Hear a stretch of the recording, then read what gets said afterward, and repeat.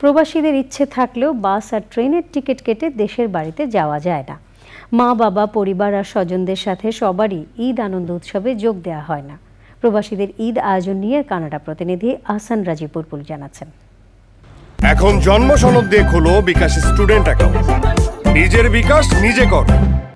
কানাডায় নির্দিষ্ট স্থানে কোরবানি দেওয়া বাধ্যতামূলক। কেউ কেউ ছুটে যান শহরের অদূরের গরু ফার্মগুলোতে। কারো কারো অর্ডার থাকে গ্রোসারি দোকানে, যেখানে কোরবানির মাংস পেতে ৩-৪ দিন সময় লেগে যায়। আবার কারো কারো থাকে কর্মদিবস। তবুও খুব ভোরে নতুন পোশাক পরে আগেভাগে বের হয়ে পড়ে ঈদের নামাজ আদায় করতে। প্রবাসের মাটিতে থাকলেও ঈদ আমরা উদযাপন করছি অনেক আনন্দ নিয়ে। তবে একটা জিনিস সত্যি, আমাদেরকে বাংলাদেশের কথা মনে করিয়ে দিচ্ছে চ্যানেল আই।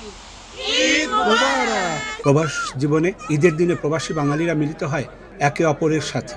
শ্রদ্ধা, ভালোবাসা আর সহমর্মিতায় পরিণত হয় মিলন মেলার। সৌহার্দ্যপূর্ণ পরিবেশে সবাই একত্রিত হয়ে মেতে ওঠেন নানা গল্প আর আড্ডায়। আমরা অনেক দূরে থেকেও পরিবার পরিজন নিয়ে অনেক আনন্দ করছি, দেশের আত্মীয়স্বজনকে অনেক মিস করছি।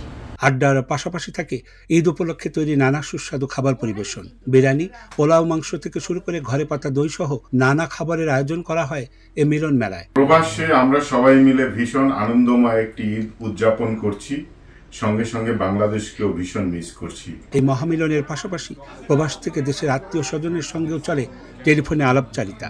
স্মৃতির জানালায় ঈদের দিনটি বড় কষ্ট হয়ে দেখা দেয় প্রবাসীদের। মনে করিয়ে দেয় শৈশবের সেই দিনগুলির কথা, মনে করিয়ে দেয় বাবা মার সাথে একসাথে ঈদ করার কথা। তারপরও দেশের স্বজনরা ভালো থাকুক, এমনটাই প্রত্যাশা এখানে বসবাসরত প্রবাসী বাঙালিদের। কানাডার ক্যালগারির এজমন্ড থেকে আহসান রাজীব বুলবুল, চ্যানেল আই।